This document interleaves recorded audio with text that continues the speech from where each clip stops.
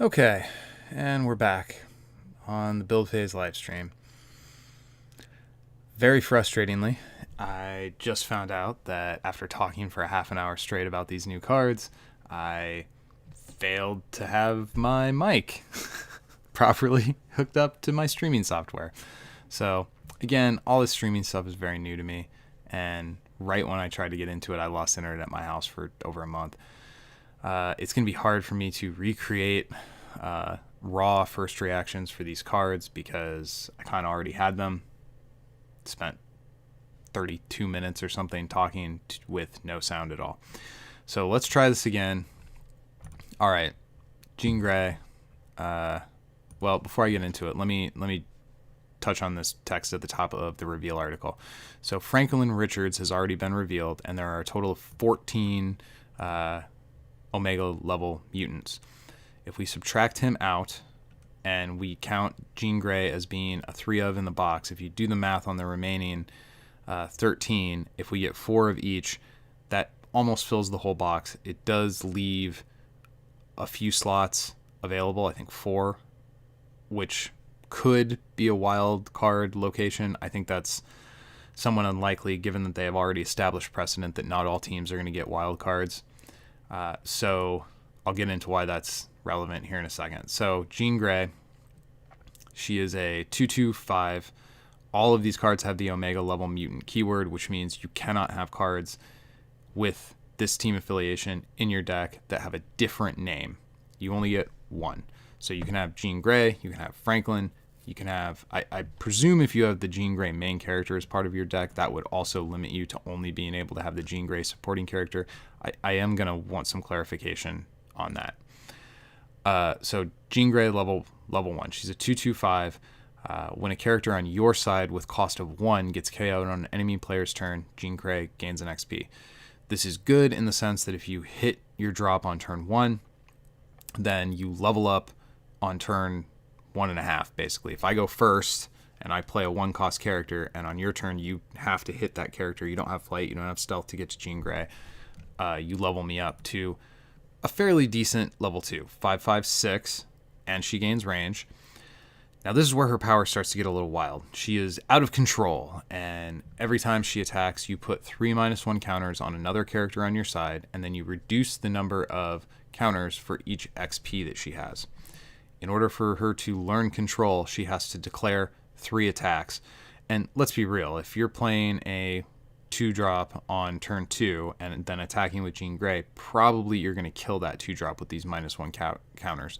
The theme on this card is fantastic. Jean Grey starts to get these increased powers and she can't control it. No, she's hurting the people around her that she cares about and loves.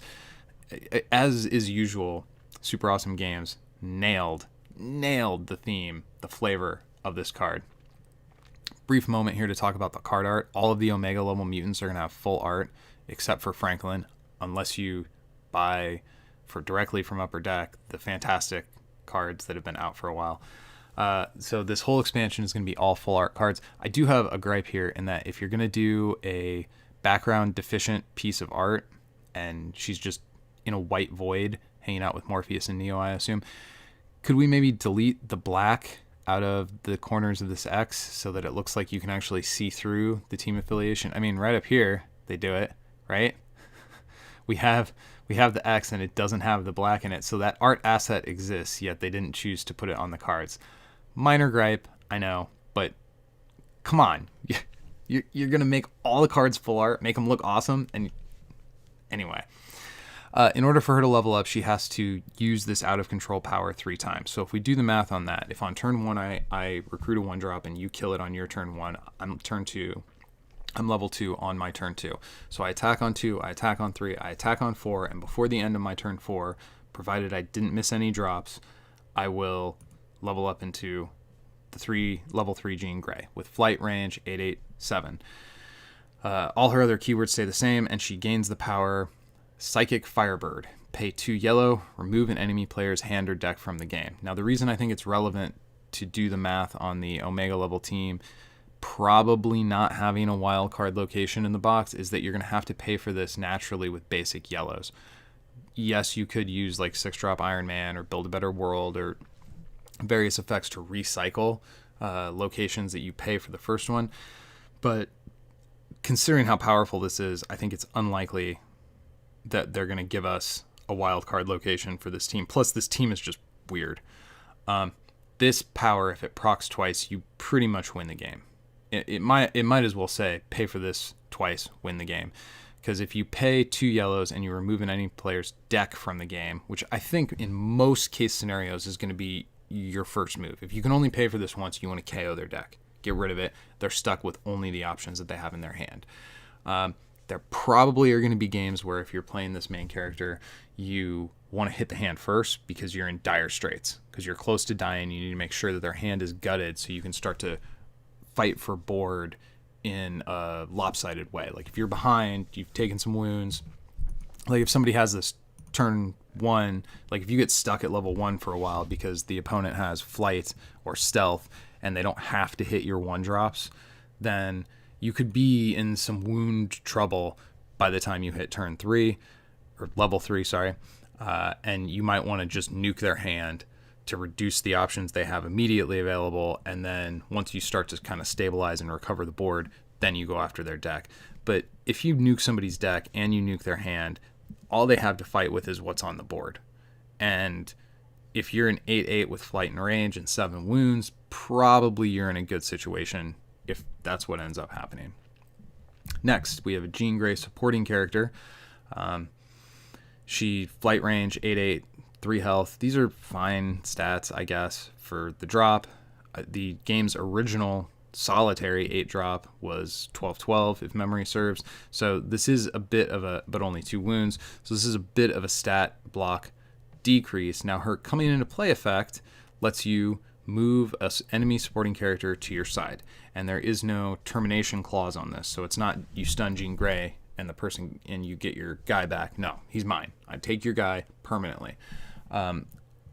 Ideally, I think the situation where you want to run this Jean Grey is going to be when you know the meta and you have a specific drop that you are concerned about either removing from your opponent's control or taking control of. So if you go first and you play Silver Surfer on your turn, I play Jean Grey, and it's like, now I have your Silver Surfer. So she, in a sense, could be a blank card that just lets you steal a dude.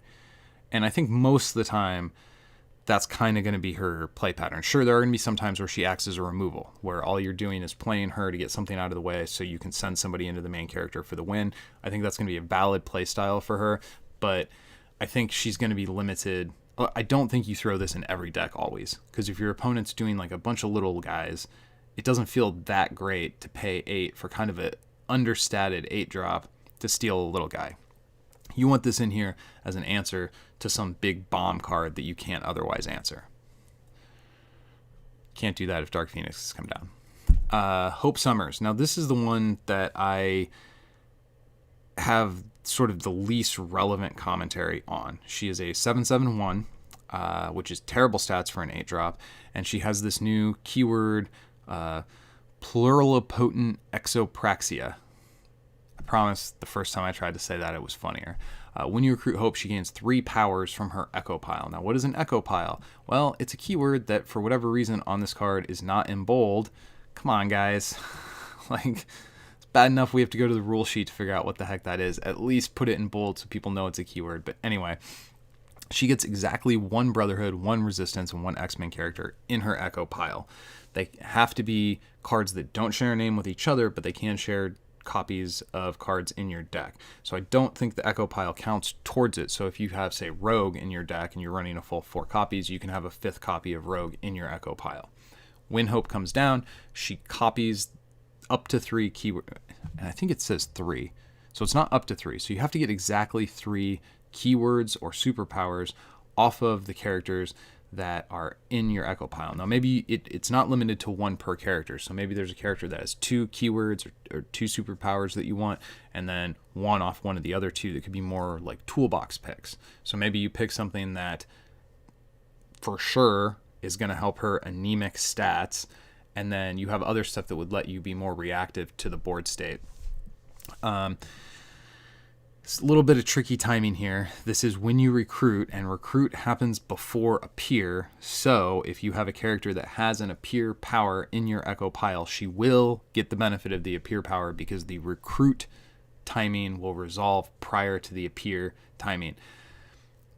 This is a rules corner that I am not a huge fan of. Splitting the hair between what recruit and appear is not something I've been a fan of. It's been proven to be problematic in other areas of the game. I understand why they did it with Dark Phoenix, but it has not the most intuitive or easily understood sort of rules lawyering, and it's caused a bunch of confusion, but they're going to keep doing it, I guess. I don't immediately have a combination of powers that I look at Hope and go, oh, this is broken. This is the way to play this card. Brotherhood, Resistance, and X-Men are not three of my favorite teams. I've certainly played with all three of them, but I don't know their rosters well enough to check off the three Echo powers that would make her busted. I do think this card is going to see play. I do think there are going to be people who are going to make those connections and then laugh at me because I wasn't able to connect those dots immediately while doing a live stream with no audio. But out of all the ones that are in this article today, I think she's immediately the one that I'm like, I don't know. Again, I think there's probably something here. And if there's not now, there will be, because rest assured they're going to print more X-Men. If there's one thing you can count on Versus to do, it's print more X-Men. Iceman. Now this is where we start to get into these cards that I think are really, really cool. Iceman is an 18-1 with range and 2 health. So he's got that glass cannon-y feel, similar to other versions of Iceman, other than the one drop that I hate. When you recruit Iceman at the start of your turn, freeze each enemy location. Now, frozen locations means they're exhausted, and exhausted locations do not produce recruit points. So he comes down, and you basically turn off your opponent's ability to have a recruit next turn. Yes, they can place a location, they can play a one drop, but if it's turn 8, and I'm going into my turn 8, or potentially my turn 9, and the best I can do to the board is play a one drop, that is not a good feeling. Now, Iceman is super fragile to a bunch of things. A -1 counter is going to turn him face down. Stealth, flight. There's a bunch of different ways I can get at him and get him face down, so that the only proc of this ability you're going to get is the appear trigger as opposed to the start of your turn trigger. Still, one turn might be enough, especially if you think about it in terms of like using a dramatic entrance to get him out super early. If you just prevent your opponent from playing a 3-drop on turn 3, that could swing a game. Those mid-range turns are very impactful in terms of tempo, and there's a lot of decks that if they just whiff on a turn, and this, you're not whiffing. I've got the card in my hand, but I'm not allowed to play it. Frustrating situation. But if you whiff on that turn, you could just get ahead. You could just, this, even if you don't play the body, even if you don't get anything other than this Ice Age trigger off of a recruit through something like Dramatic Entrance, that could just be enough to get you ahead and win the game. Now this is, I think, my favorite one out of all of them. Storm has, again, 8 cost, flight, 12-9, 2 health, same keyword that all the rest of them have, and then Under the Weather. When you recruit Storm, you may move any number of enemy characters to a different row on their side. You control each enemy player's next formation step. Now, the first time I reacted to this, I failed to bump on the word recruit. So dramatic entrancing Storm out early is not going to let you control your opponent's formation step for the rest of the game. But if you ramp, we've seen people playing Dark Phoenix as early as like turn 5 and 6. If you ramp and get Storm out on turn 5 or 6 and you control your opponent's formation step for the rest of the game, you can deny them the ability to attack if they don't have ranged attackers. You can deny them the ability to protect their characters. If I don't need flight and range if I make your main character be in the front row every turn. This Under the Weather power is bonkers. Absolutely bonkers. I love this power. As far as an 8-drop goes, if you're playing her honestly on turn 8, you wait to turn 8 to play this, there's probably not that many turns left in the game where the each formation step power is going to do a whole lot. But if you play her but the recruit effect is still totally viable. So you've got a bunch of flying, nasty looking defenders, and your main character's hiding in the back row. I play Storm, and all of a sudden your main character's in the front row. I can attack in for the win. Now, if it goes another turn, I get to fiddle with your formation during your formation step, which is, I think, crucial. This isn't fiddling with your opponent's formation and then they get to move it back on their turn, although you do get that with the recruit trigger. This is very good. So out of all these, Storm immediately jumps out to me as being the one that has the most impactful power. But again, because hers is a recruit trigger and not an appear trigger. Oh, geez, Iceman's a recruit trigger too. So dramatic entrance doesn't work on any of these. This is a recruit trigger too. Yeah, so none of these are going to work with dramatic entrance. Raw reaction videos. This main character, I think you could potentially get away with stacking your deck with like 11 1-drops and 10 2-drops and really front loading it to make sure that you have the bodies on the board early in the game to get her leveled up. If you don't get her leveled up, like if you don't have flying 1-cost defenders, or I have stealth, Jean Grey could take a real beating and just die in 5 turns. That seems not great. But the fact that I have to kill a 1-drop on my turn, and then you have to kill your next subsequent 3-drops potentially to get leveled up, does make it seem like it's going to be a little bit of work to get to this game-winning.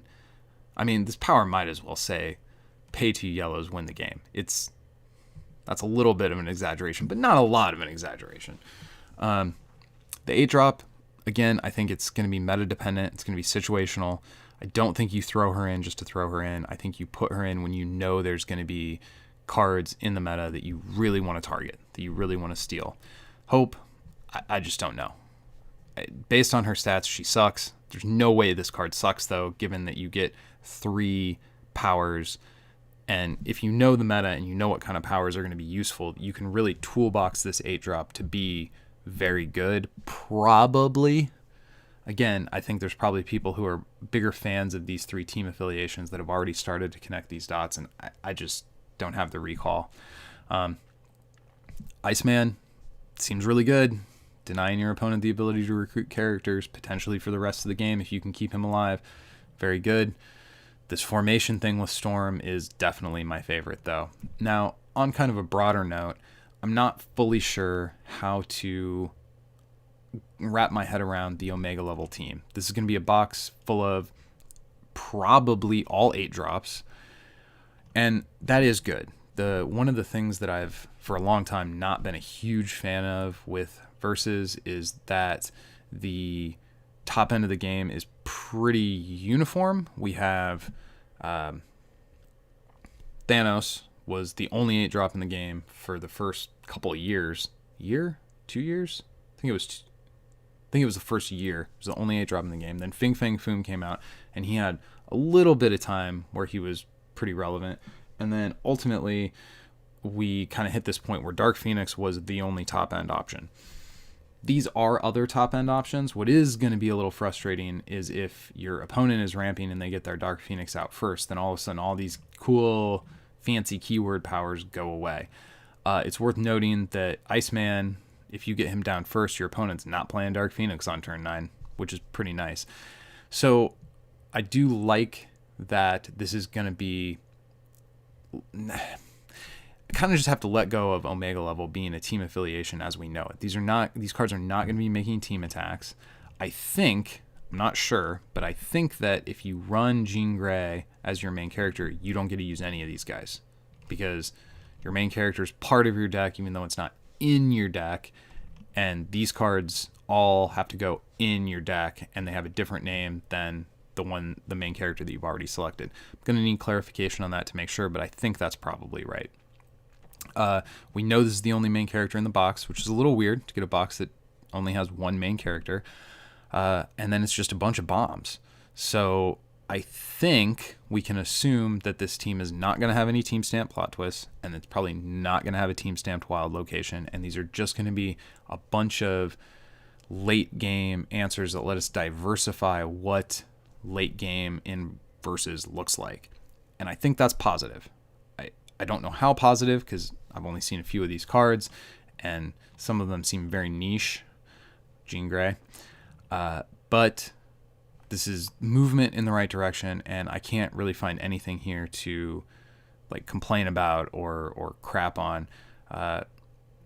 Better, more diverse late game threats is a way of handling my big complaint with Dark Phoenix. I've gotten pretty vocal about how tired I am of both primarily the stalemate game state that Dark Phoenix can lead to.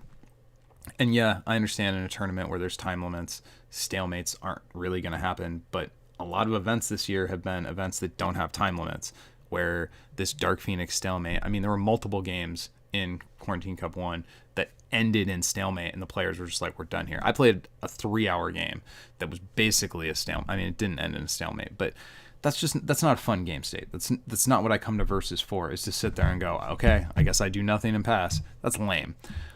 So these cards coming out and giving us more things to do at the top of the curve, great. I'm all for that. I think it's really neat. Doing them all full art, great. All for that. I think it's really neat. And hopefully these live streams in the future, I will not have to do them twice because I did something stupid like left my sound out of my OBS capture. So still learning on the live stream stuff, but until next time, guys, go win some.